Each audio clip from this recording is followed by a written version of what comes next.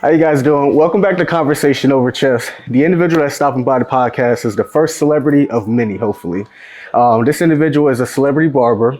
He is an entrepreneur. He has got a lot of things going for himself. And one of the main titles that he holds in this world is that he's a father. Please, ladies and gentlemen, please introduce to the podcast, Cuts by Ced. How you doing? What's up, my man? How's everything going? Good. Everything's good. How's your day going so far? It's a day. It's been a day. Yeah. Not bad, not good, but just a day. I was gonna say, the board is set up. You said that you was talking crazy off camera. You wasn't talking. I just said that I could play. As I ain't talking no mess. I just said I could play. Well, we gonna see how much he can play. So obviously, as my guest today, White gets to go to. I think he's first. A ringer, but we're gonna see. No, I tell people all the time, I'm not a grandmaster, none of that. I'm just from New York and I take chess seriously. White gets to go first, and as you make your first move, I introduce you as a celebrity barber. Who put the barber clips in your hand? I want to know that first. Like, what's the first start of the journey as you make your first move? Okay.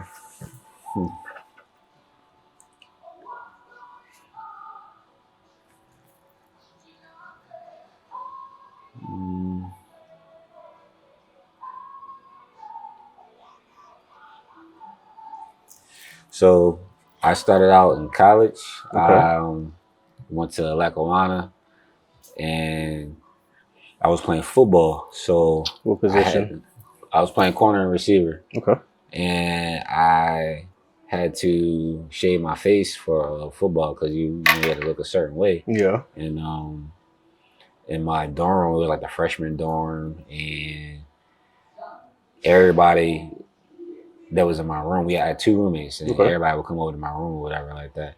And I had some clippers, so I had braids, so I would try to tighten my braids up because back home I always keep a fresh cut. Yeah. Being from Philly is like, you always want to be fresh. That's for sure. So ultimately, I just started lining my hair up, and people started seeing it. So then they was like, they called me Philly.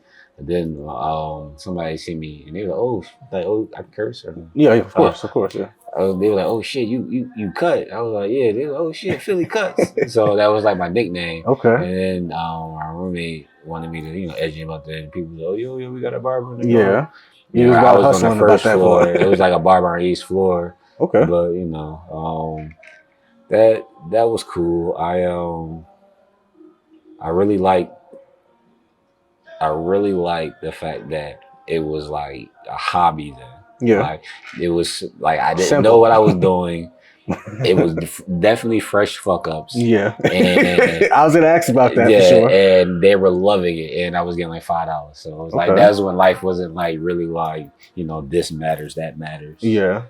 So I'm glad you took the words out of my mouth. Was it A1 cuts back then, or it was like, hey, you literally are just my guinea pigs? Oh, for sure, guinea pigs. It was a guinea pig type of situation for sure. Okay.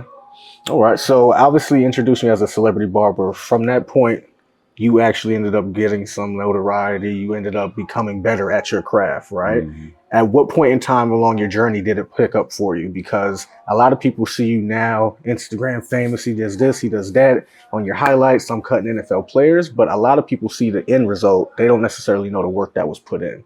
So speak to that a little bit about the journey of the work before you ended up cutting the celebrities, and then how did you get to that point? Well, I would say it definitely was harder at first. Like even the envision of like doing some of the stuff that I've done with my career or with my clippers. Yeah. I looked at it like something that was fun to do every day, and I was learning something new every day. Yeah. So I couldn't really say that like it was like a passion. It was a developed passion. Okay. I really enjoyed the marketing of it, and then the clipper side of it was really dope. So what do you mean by marketing side of it? The business side of it. I was intrigued by like, okay, I got business cards. Okay, the world is so many people I could cut everybody. Yeah. So this is when like the old school way of things before social media was like really, really big. It was like when social media just started, like MySpace and stuff like that. And like the camera phones were real generic, like looked like comic books almost. Yeah. So I got like the little flyer. I always had that creative mind. So I was like getting my flyers made. I was just drawing them up, you know, I had like for my camera phone a picture of me, my phone number and everything, then like 2 cuts. And okay, so like, you like the journey around the business side of it. That makes sense. That makes sense. And then when did it actually start picking up for you? Around what age? Because Lackawanna, well, shout out to Anthony DeBose. He's the connect that we made off camera. He was there, I'm sure, a couple years after you, but he attended Lackawanna as well. He was highly talented. We was getting recruited by Syracuse when we were in high school, so he was around. Oh yeah, he was the real deal. Yeah, so he was definitely he made some mistakes where it didn't end up going that way, but the simple fact that you were on a radar it was something bigger than I could ever dreamed. So when did it start picking up? Around what age for you with the notoriety for cutting? I would say after I left Lackawanna, I really started to take the cutting serious, and I would say I got into a barbershop. That's when I discovered I really couldn't cut hair. Okay. I got kicked out of the barbershop. I got kicked out of 2 barbershops. See, two, like I'm talking about the first one was in mid cut. I never forget this. I was in mid cut. Then the guy in the back, that pretty much ran the shop. He was like, "That's it." Said, "Hey, that's it. You're done. You gotta go." Yeah. So I was like, "Wait, what was I doing?" It was just like, you know, he would pull me to the side and be like, you know, telling me things like, you gotta do this way, you gotta do that. Yeah. And you know, I guess he wasn't liking none of my haircuts.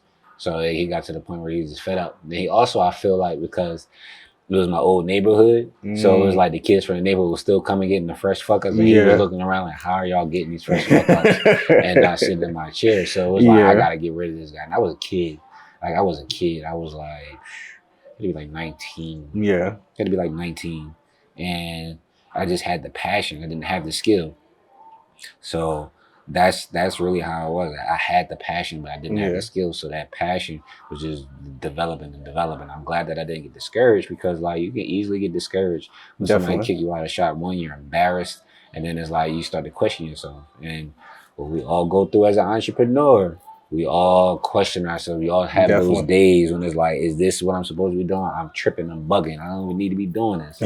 And it's like, those are the days that you got to fight through the most. And for me, the 2 times lit a fire under me. So like for me now, I'm the type of person that if something is a challenge, if I don't succeed, or if it, you know, kind of like almost defeats me, it lights a fire under me, because it's like, I'm gonna prove you wrong. You may knock me down, but I want to touch on that a little bit. Then let's go deeper in there. Let's go deeper there, because you said you had the passion, but you didn't have the skill. And a lot of people, like you had mentioned, would get discouraged and be like, nah, I'm good. I don't want to continue this no more, because I've shown twice, or I've proven twice that I'm not good enough. So where did you get that passion from? Was it football? Was it parents? Was it a spouse? I think all of that. Yeah, it was it all combined. Okay. I think it was all, because like, you know, I always see my parents put me and my brothers in sports. Okay. I had older brothers. I watched them in sports. So it was like, you know, in Philadelphia, we watched Rocky. So it was like, you know, that determination is in us, that fighting spirit. We don't want to lose. Definitely. It's like, you know, we're going to do whatever it takes to win. And I mean, I think that's my spirit. So it was like, I think that's what it was. I was willing to do whatever it takes to be a good barber. Okay. Where are you sitting in the rankings of the brother? Older, younger, middle? Younger. Oh, so you got to experience it all. Yeah. You lived it all. Are you spoiled? They say the youngest is spoiled. I'm the youngest and I'm spoiled. So some people may say yes. Yeah. I say no. I tell people we just get to experience it because we see ahead. We seen the older brother, the older sister do X, Y, and Z, so we knew what to do or what not to do by the time we got to doing the same thing. What advice would you give a young entrepreneur, whether it be cutting hair or not cutting hair, and just in general? Just in general? Yeah. I'll touch back on push pond as well. Oh, okay. Yeah. I'll touch back on the whole thing of like, you know, when you have those days that you doubt yourself, like, you know, you got to fight through them. Because those days are really the ones that matter the most. So it's like, yeah, you can have days that you don't want to get up and do the work. You can have days where as though you might feel like, you know, it's too much. And you take those days and you don't fight them. You go through it. You go through that emotion. and you just, take that and you put on your big boy pants and you show up the next day. You might have to take a day off. You might have to sit down for a second and Definitely. regroup. And there's nothing wrong with that. And I would say that that's one of the biggest things. A lot of entrepreneurs think they got to muscle through, and it's like that's not what we're supposed to be doing. Yeah. Superman took some time off. That's a fact. He can't rescue everybody. Exactly. So you gotta keep that in mind. So with you having to put your big boy pants on and say, "Hey, I have to persevere no matter what." How much was that just you internally, or how much was that circumstance? So what I mean by circumstance, I had mentioned one of your greatest titles is being a father, right? Mm-hmm. And I often speak about here on the podcast is every single great man that I've seen in my life has a woman, mainly a spouse, that has 10x them. So how much has your daughter 10x you in your regard? Because it's one thing just raising a boy being a young man, but being a man and raising a daughter, it's just a different ball game. Mm-hmm. So how much has that, hey, I got to do what I got to do no matter what, has it been inspired by her, and it's already been built inside of you, if that makes sense? I think it was already built inside of me, just from how my upbringing was and from what I saw. And it also just makes it, like I said, like a more of a fire, more of a thing of like, I can't lose. Yeah. I can't lose because I know there's people that depend on me. Facts. And they matter. So I, always keep that in the back of my mind. And that even help me sometimes when it's like anxiety and stuff like that, because it's like entrepreneurship gets overwhelming. It does. And then it's like, you got to remember what you doing it for, and like you said, who you doing it for. Yeah. One thing that I wanted to touch on is that Celebrity Barber, you cut a lot of NFL individuals. How did you get inside that foot in the door, so to speak, in that regard? Because you've cut a lot of individuals, top cream of the top. I was never afraid to try. Okay. Was it just DMing, cold calling? Because I'm sure, I've done it all. I've DM'd. I sat outside. I tell you one thing I did. The NFL draft in Dallas. I sat outside the hotel, Clippers, everything, with the cart from the hotel with all my stuff on it. Yeah. And I stayed out there the whole day. Sheesh. Asking people to cut. I ended up meeting Gary V. Yo, a lot of people don't know. I'm about to say this story gets good. I was gonna say. I ended up meeting Gary V. I ended up meeting his sports agency people. I ended up cutting their hair. Sports. They got I ended up cutting their prospects hair. Okay. Because I was sitting outside, and it was like a thing of like I didn't have nobody to cut.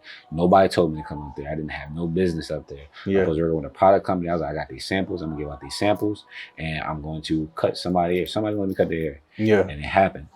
And I've cut at the Super Bowl 3 times. Sheesh. I even cut the New Orleans Saints.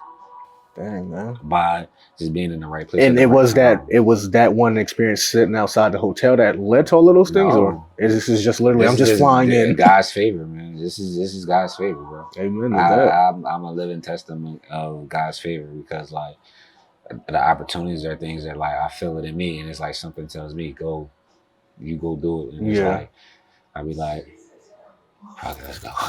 So I'm not afraid. It's like a thing of like I was never afraid to step on that ledge. Yeah. And jump.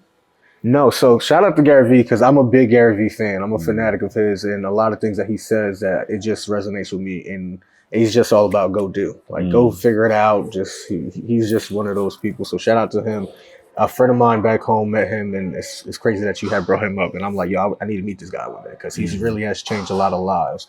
Right. One thing that I wanted to touch on though is that, have you always had to just, hey, let's go do it, or did it have to be brought up? Because I told people frequently, it wasn't until the beginning of this year, and I'm 27, turn 28 tomorrow. Shout out to me. Happy early birthday. Yeah, so it wasn't until 27 years old that I had enough confidence in myself to go do these things. So did you always have that confidence, or was it something that it had to be grown into? I think I always had the confidence. Okay. I think I grew into it as well, just because of experiences as a kid and then in adulthood. Like in church, I was Jesus. Yo, like, threw the wig on. Man, listen, the people from my church will tell you, like you know how like they have like who was it? Macaulay Culkin was Home Alone. Yeah, I was Jesus. Like that was like my That was like my thing for the church. Like everybody knew it. It was Christmas. They already knew who had that part. It was Easter. They already knew who had that part. I don't even know why y'all audition. And nobody said ain't no audition. Y'all audition for the rest of those, but y'all not auditioning for that role. Y'all better be going out for Mary or somebody, Mary Magdalene. So yeah, I've always been in a leadership role in things growing up. So it wasn't a thing of like I'm afraid. I just feel like I have something in me that just tells me like, fuck it, like, we ball, we gonna try it. I'm not afraid to try because the worst thing you can do is not try. That's a fact. Like literally anything you want to do, I don't know if I can do it. I don't know if I should. I don't know this and that. You're stuck in that little box of I don't know that the shit done passed. And it's like you could have did it, but now somebody else did it because you was sitting there staring at it too long. No, for sure. And that's one thing I try to tell people is like, look, just go do it. Like now that I'm more reassured of myself, I tell people, look, the best advice I can give you is just go do it. Whatever you put your mind to, go try to execute on it. Because it's that in between time that while you're thinking about it, somebody's doing it. We could thought about this, whatever it was, just any old random thing, and while you're thinking about it, just somebody else already executed. And that could have been your $1 trillion idea. You could have produced the next Apple, right? But you have to go execute. And that's the thing that I feel like I'm living out a lot more, where it's just like, yo, anything I think of in regards to the podcast, hey, I want to go do X, Y, Z, execute. I'm literally flying to Toronto to interview some guy that's a professional 2K player for the Toronto Raptors. I had to execute. That's lit, man. And he was like, hey, look, I'm going to have to reschedule because I'm going to Rolling Loud. I'm like, I can fly to LA. What's up? Oh, you can't? Yeah. Whatever it takes. Like, you have to execute. You have to have that. You have to have that idea because, like, it's like you're manifesting this journey and you're writing it this book at the same time. Yeah. And it's like, you got to do both of them fast. While the wheels are spinning, you got to do it. Because, like, you know, the wheel spinning at a certain speed is at 10 now. It might drop down to 6. It might drop down to 2. It might go back up to 10. It might drop down to 4. And it's like, you got to catch that wave when the wave is waving. It's a fact. And some people they'll get stuck watching it. And then that joint will ride. And I was an individual who I watched through the lens of this, right? Mm-hmm. I watched everybody living and this, that, and the third. And obviously, to me, I always say social media isn't real. But at the same time, it's a moment in time that they got to live that I could have just lived the same thing. Right. So a prime example, me and my siblings always talk about like, yo, what is this new age stuff where people like to watch individuals play games? Now, obviously, streamers is a big ordeal. That's a real topic. Like, you're not the only ones that talk about this. Literally, I was somewhere. Where was I? And it was the same topic. I think I was in a barbershop. Yeah. I think I was in a barbershop. It's just like, yo, just go play the freaking game yourself. Why are you watching me play Roblox? People enjoy it. I was like, yo, this is crazy. This is like psychopathic stuff. Yeah, man. People enjoy. I back in the day when I was playing, you know, all the homeboys is in the crib, all your boys in the house, and I got 2 joysticks. Like they like, you know, you trying to win all day. So that's what I'm saying. It's like you didn't want to be the guy on the couch just watching the game. You didn't want to be that guy. Now it's like it's a cool thing to do. It's just crazy to me. It's crazy. Psychopathic. Crazy. Psychopathic. One thing I wanted to ask you and touch on just a little bit, if you're comfortable speaking about it, is that I had saw that you had cut Dwayne Haskins' hair. Mm-hmm. Obviously, we know that he had passed away to a tragic accident when he had got hit by a truck on the highway. Mm-hmm. If you're comfortable enough, what did you guys speak about? How was that interaction with him? How did you feel about hearing about his passing? Because obviously he means a lot to a lot of people, obviously his own family and friends. Mm-hmm. But as an individual who had an interaction with him, how was that? And obviously I bring this up because of barbershop talk. There's never a time where you're just not speaking to your barber. It's not. Right. It's never quiet unless it's that edge of time. He's like, all right, nigga, don't set the movements. Well, the whole thing was set up because I was fortunate to be cutting, you know, one of my close friends, Landon Collins, and he was on the Redskins, and I was his personal barber. So I would come out here. And one time he was like, yo, Dwayne need a cut. I was like, cool. And I have known him from Ohio State. Like watched him play and stuff like that. And my favorite number was 7 and he wore 7. So like when I played NCAA, I always play, you know, with him actually because Ohio State was my team that I would play with. Yeah. So I was like, oh, that's lit. Like, you know, I get to meet Dwayne Haskins. I get to cut his hair and stuff like that. First time I cut him, didn't really say anything to me. Nothing too much at all. No. I was happy I cut his hair. I don't feel like I did a great job. I was just like, you know, I kind of was cutting it, but I was like, his hair texture wasn't like, I was like, man, I don't know. Like, yeah. So ended up in my mind it was bad, but you know, he liked it though. So I cut him again. It was better, of course. And I cut him again. And then like, you know, the relationship kind of developed because it's like, you know, you don't really know people sometimes, you know, I would say in the NFL barber industry is like barbers are like a dime a dozen. Then also they change so frequently unless you're really good and then you stick with somebody.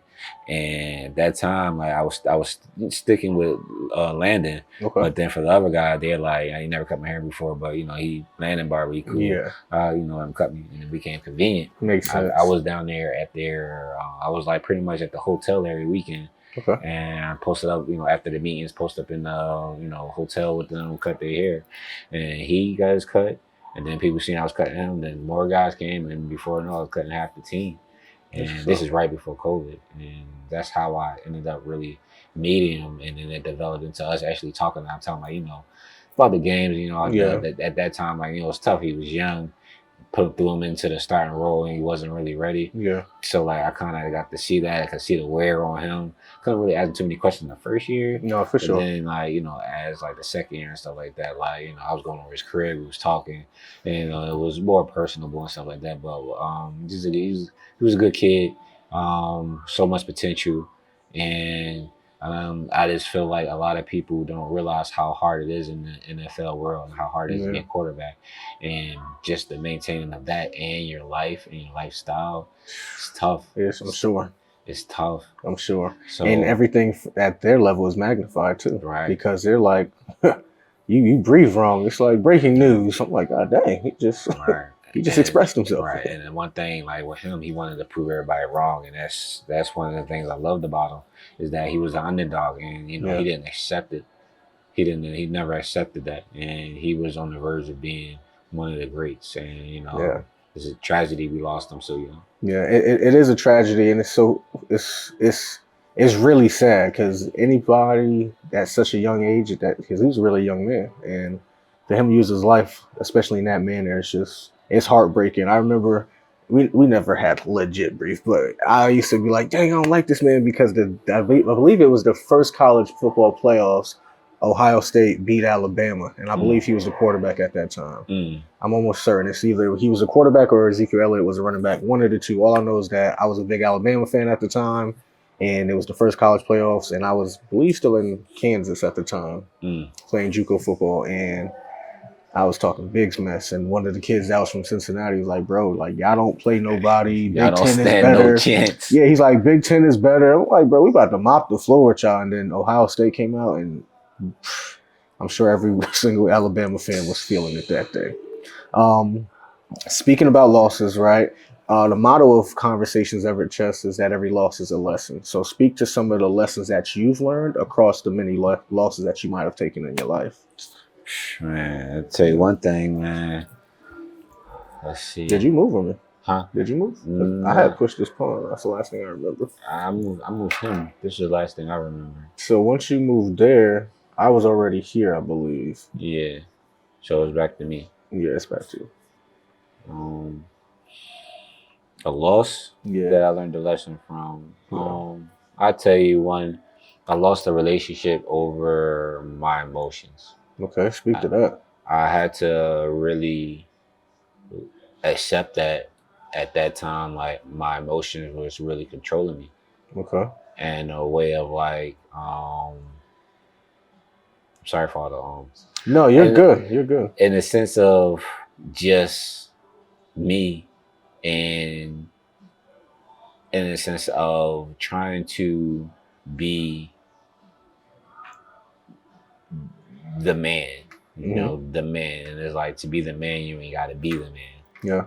And the reason why is because you carry things so tight, your emotions. Once you carry things so tight, that means your emotions are in line with it. If you're not, if you're unwilling to be, like that saying, if you're not able to walk away from something you love in 10 seconds, then, you know, when you feel the heat, then it's like, you know.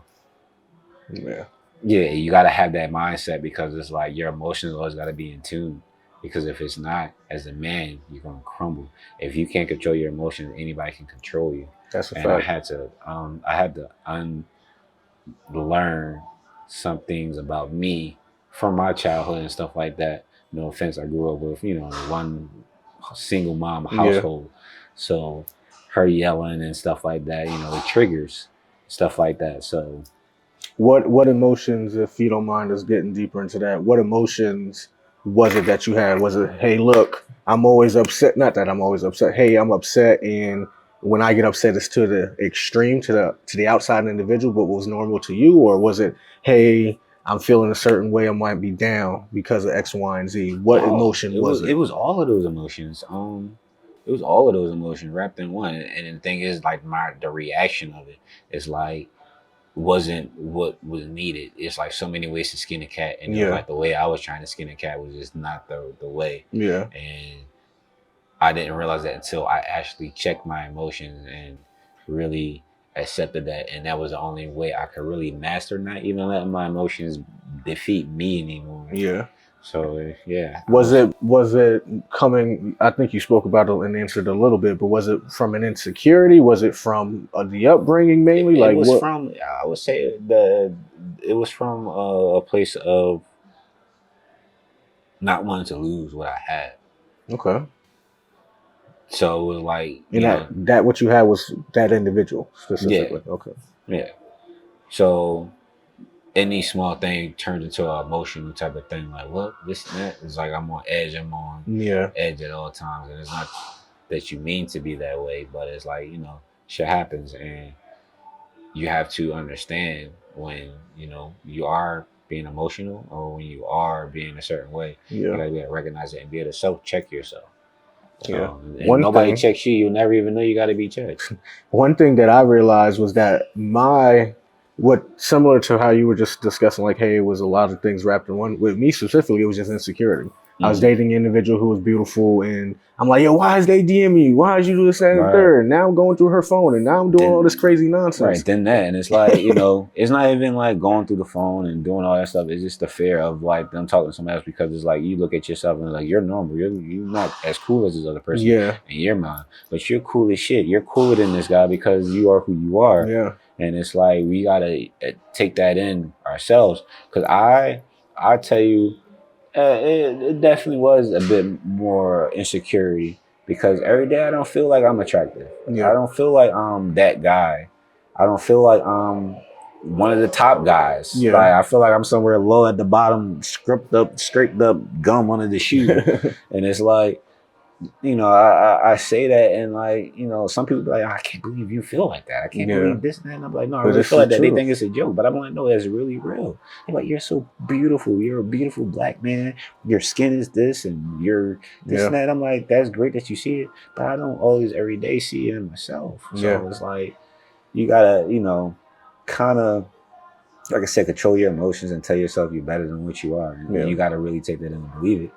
And that's something that's major, and that's something that's important for our young generation to know, that it's okay to have emotions, but it's not okay to let your emotions affect your reality, No, for and sure. because that's going to change your judgment. And then once your judgment is changed, you're doing things out of character or out of sequence, and it's like Yeah. total I had chaos. touched on it a little bit in the beginning, but that whole self love journey, or that whole having confidence in myself, that's what I was alluding to specifically as it relates to myself. Is Mm, that last year, just within the whole year, that I was literally having the conversations with my aunt and my ex girlfriend at the time about mm, how I did not love myself. Like, I just didn't love me. And mm, yeah, I was the guy in high school, this, that, and the third. And how can he? But I just didn't love me. And I'm sure it was a combination of the things that I did wrong, or this, that, and the third, or the self doubt. you feel like it was like guilt? I think it was a little bit of guilt mixed in with just because I was upset at the things that I had done prior, right? That made me lose an individual at that time. But Mm, also it was like the, hey, I should have known better, and I hold myself to a higher standard, but I wasn't, my actions weren't aligning with that. So mm. then I got like in real down on myself, to where it was just like, yo, bro, you thoroughly know better. You supposed to do better. You supposed to do this, that, and the third. And it's just like, I don't like me. I don't like me. And then it got to the point where in my relationships, I was expressing that to my aunt. I was expressing that. So my aunt is basically like my mom. She raised me since I was 13. That's my mom. And then my girlfriend at the time, she was like, "Hey, look, babe, like you good. Like it's okay. You get through it. Da da da. Whatever you need help with." And my aunt, I'll never forget. She said something that was profound to me. Is like, "Hey, if Jesus can forgive you, who are you? You need to forgive yourself." And that really it really helped on the journey towards healing. So. I understand the whole the for myself insecurities. I understand all of that, and it was a journey to get to that point. And it wasn't until March of 2023 that I was like, I thoroughly forgive. And I never forget the day I was in church and the individual was saying, "Hey, look, the things that you do don't make you who you are." And I'm like, dang, any old random person could have said that to me, but for some reason that day it stuck, and I'll never forget that. So, talked about haircuts. What are you doing outside of that? I know you have some products that you created yourself. Let's speak to that. Where does the logo come from? The name come from? And all of that thing. All right, so we got Humble Hair Care. Humble Hair Care is a hair care company I started during COVID. Okay. There we go, them damn arms. There's a hair care company I started during COVID. All right. I grew an organic Black-owned business for the first time, and it was dope. And I learned that when you're starting business, it takes time. I started that in 2020, and I took the following year off because I got back into cutting because the world's opening back up. Definitely. And I had to get to that bag, and life was lifing. So I set that down and started focusing on barbering out here in DC, and it helped develop me as a barber in DC. I was in Houston prior to that and doing my thing out there, and that's where the celebrity clients and the traveling and all the cool stuff that a lot of people seen from me, really originated from. Yeah. So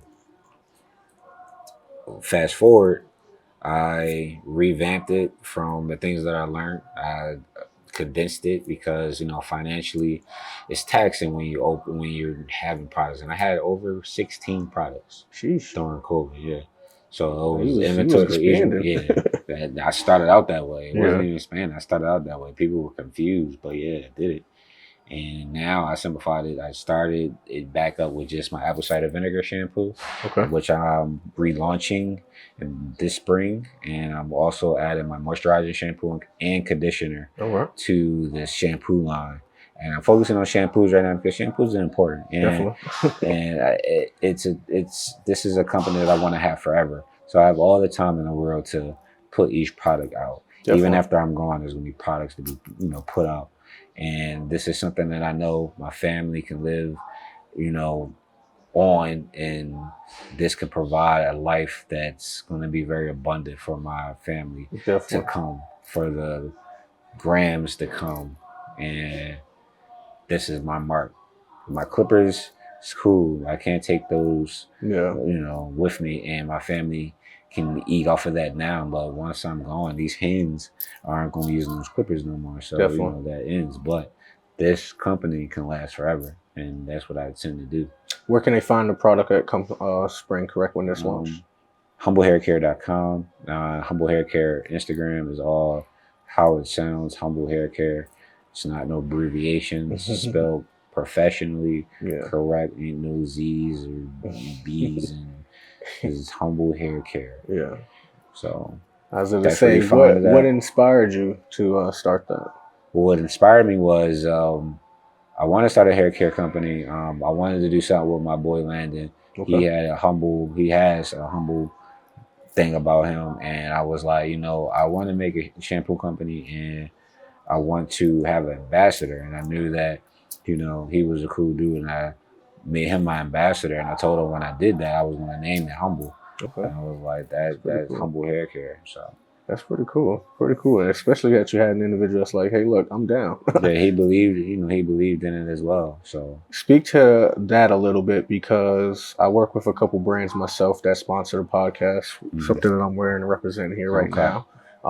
Shout out to all the sponsors. We have 4. Shout out sponsors. Facts. But where they were starting at not everybody believed in them. Mm-hmm. Who were those individuals that spoke life into you? Who were those individuals that were saying, "Hey, you're I good"? tell you, I called my boy. This is my advisor, my boy Ivan. I call this man on the phone all the time. Shout out to random Ivan. crazy ideas, and he like, no, Cedric, come back. Like, no, we got something for this. He even the one that taught me to come in and live in DC. Okay. Build out a whole plan for me to be here, only because he wanted me to be his barber.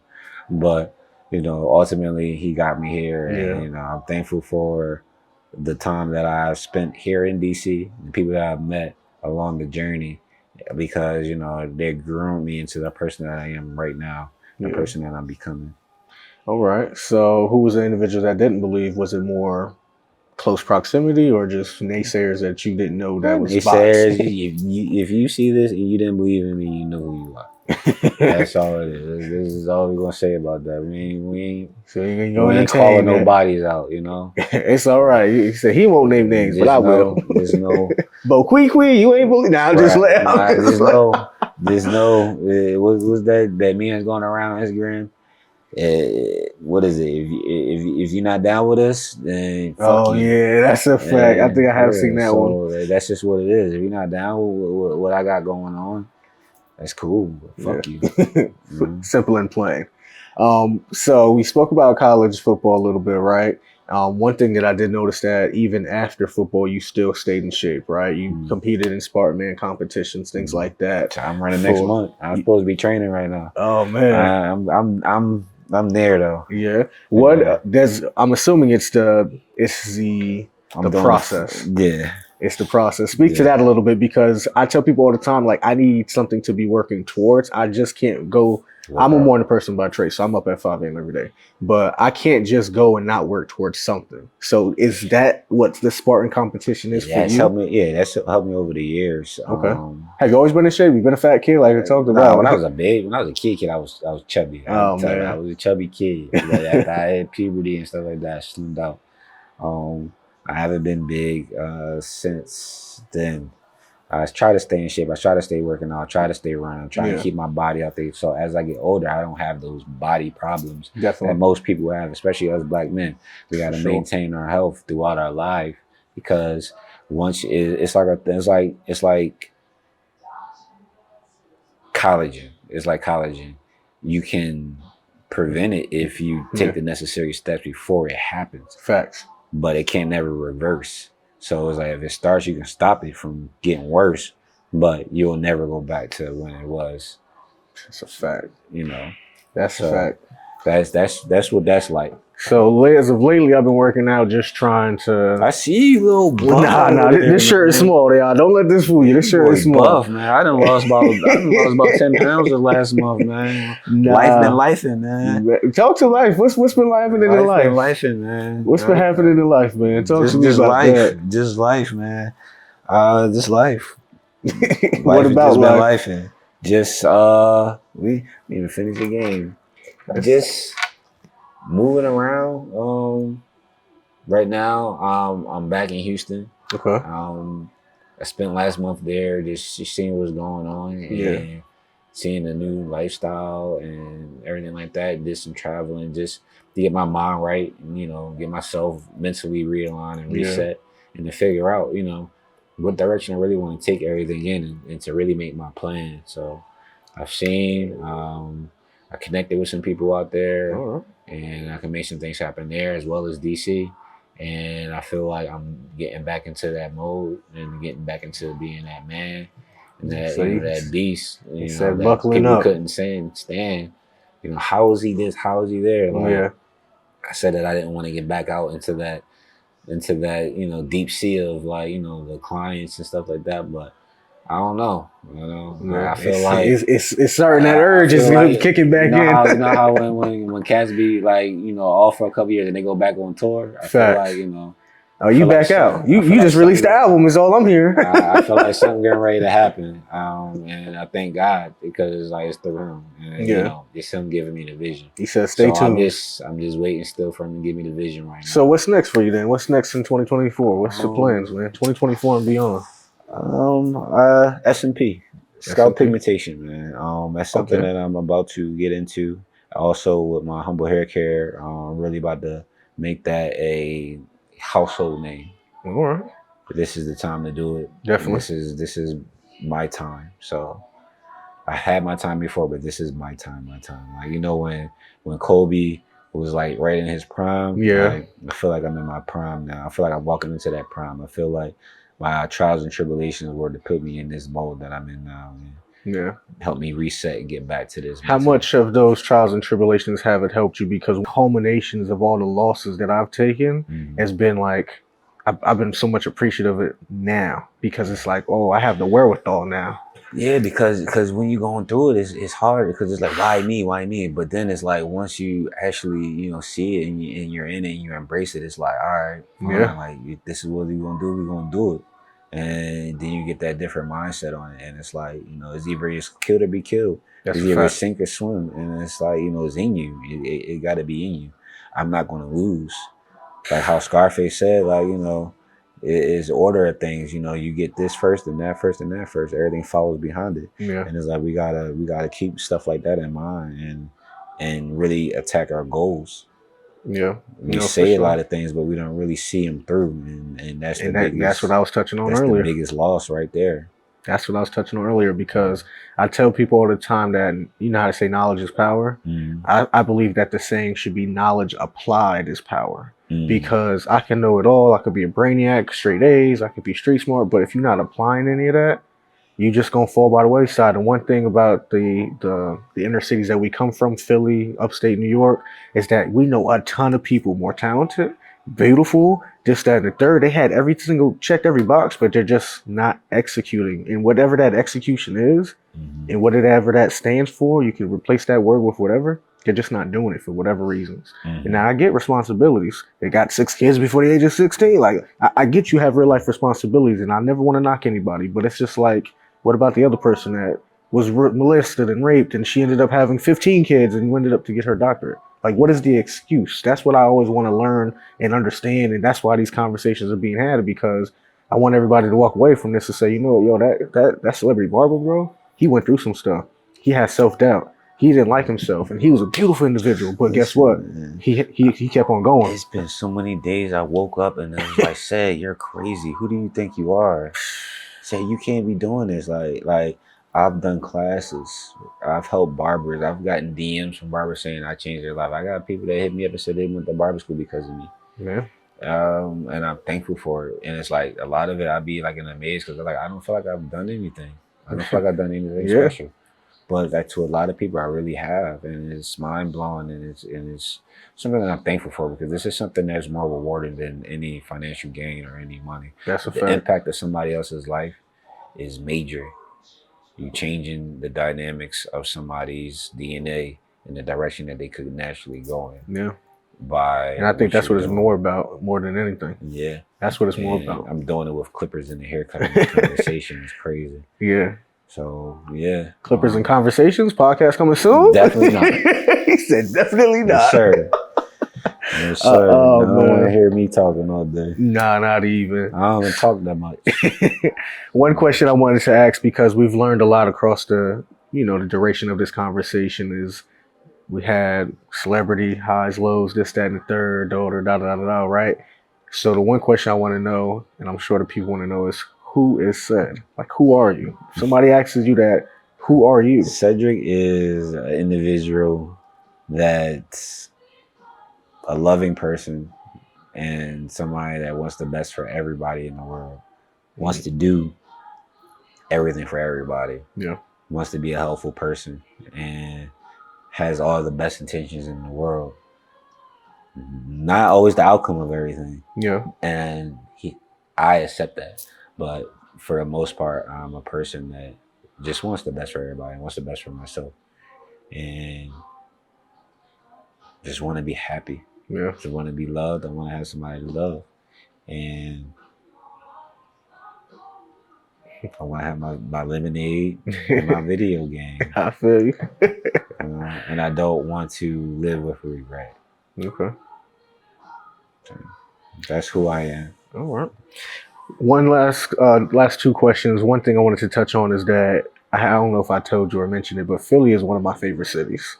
A professional basketball player. Shout out to Miles Carter, who I interviewed. I actually went up to North Philly to interview him. I always go travel to people to get the interview. So going to North Philly and going to college in Delaware and being frequent in Philly a lot, it's just a newfound love for the city itself. Speak about your time in Philly, how much it molded you, what all the stuff that you loved about, all the stuff you hate about it, and my city. Then speak about your time in DC as well. City, man. I love my city. I've seen so much craziness. Yeah. Like stuff that I've seen people be like, oh my gosh, like I can't believe you went through that or seen that. And I feel like it's normal. When I walked out of the store one day, I seen somebody get shot in the head. Dang. How old were you? I was across the street from my school. I was getting ready to go to football practice. I still went to football practice. High school age? High school. I think I was in 9th grade. Still went. I think I was in 10th grade. I still went to football practice. 15 years old. Yeah, still went to football practice. Because that was like something that could possibly happen. That was normal. Yeah. That's a normal incident that could happen during your time from your mommy's house in school. Yeah. Some wild shit could happen. And is it more gangs or is it more blocks? I think it's blocks out there, right? Blocks. Okay, yeah. Blocks. And what else? I experienced love. My mom gave us, she gave us the clothes off her back. Yeah. She worked, hustled hard to make sure that we ate. And I had some good friends. Taught me some hoodlum stuff. Yeah, for sure. Been around people that, taught me things that, was beneficial in the business world. Philly taught me how to survive, taught me how to hustle. Yeah. Taught me how to be a fighter, taught me how to adapt to any place, and it makes me unique anywhere because I'm willing to outwork anybody. Yeah, that's a fact. Same here. I'm not going to lose. If I care about you, if I care about what's going on, I want to do everything and beyond to make sure that, it's what it is. Yeah. Okay. And I get that from my city. I get that from watching Rocky. Rocky. Yeah. Did you have your father in your life at all? Or? Yeah, my dad was in my life. Okay. My dad was in my life for sure. Okay. Just was wondering. I was going to say, if he wasn't, how did that affect your dynamic? But just to make sure. My dad was in my life. He encouraged me. He came to all my football games and supported me in everything that I did. Yeah. So never a moment that my dad wasn't there. My dad was my best friend. That's what's up. He was always able to talk to me, even if it ain't make sense. I could be upset. I could talk to him. He may not even been able to help, but it helped because it just was that an individual to speak with. Yeah. Yeah. So that was that. I don't have him no more. He passed away. No, sorry. That was my road dog. Even though he get on my nerve, that was my road dog. Yeah. And all parents get on all children's nerves, so I understand it. What lesson did he teach you? My dad taught me I could be an individual. I could have things about me that I don't like, but I can change them if I want to bad enough. Yeah, that's true. That is true. One question we always typically end the podcast with is, because you do know how to play chess, you can actually answer both questions. What is your favorite chess piece and why? And then after that, you'll look into the camera, and then if the entire world was watching you, what would be some piece of advice that you could give them just to save them some heartache and pain? Okay, easy. I would say the knight. Why this is that? A bad motherfucker right here. Very versatile. Because it can go forward, it can go backwards, it can go side to side. And for the board, it hits both colors. And also, it hits all angles. Mm-hmm. It is only does L's. It gives L's. That's a at fact. all times. That's why it's my favorite piece. All right. And it's the easiest way to get to that motherfucker right there.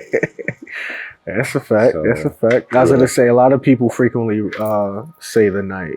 It's typically the knight, the queen, or the rook. I actually had an individual. All offense. If somebody picked this, they're offense. They're straight offense. That's my favorite piece. Yeah, see, you're aggressive. See, you gotta come out the gate a certain way on you. Yeah, that's a fact. That's a fact. And then if the entire world was watching, the final question is, if the entire world was watching, and I'm talking about everybody in the globe, from China down to Germany, everywhere in the world, they are watching you, what would be a piece of advice to save them some heartache and pain? To save you some heartache and pain, be who you are and don't apologize for it. If they're gonna love you, they're gonna love you for you. And always hold yourself accountable for all actions. All right. Thank you, sir. Thank you, sir. Appreciate you for joining me over Conversations Over Chess. See you guys in the next episode. Shout out to all of our sponsors. Thank you.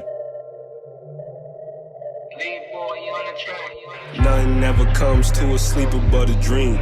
So I'm woke, try and get that money any means. Used to watch mom sweat them clothes to get them clean. Grew up in the slums, ain't shit that I ain't seen.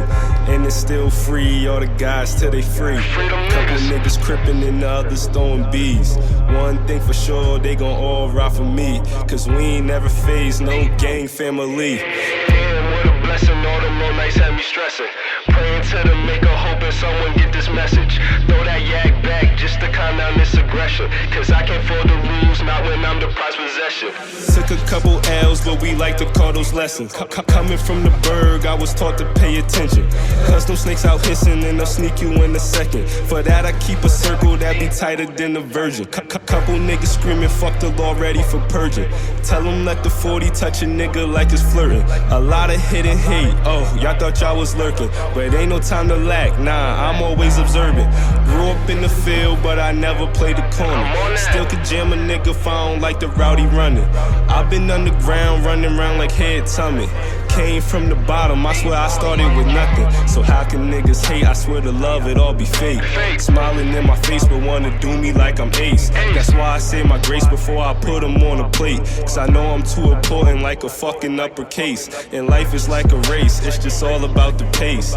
For a little money, dudes become a big disgrace. The fake come and go, but the real can't be replaced. They say the sky's the limit, only limit I embrace. And I'm about $1, no surprise I get the cake.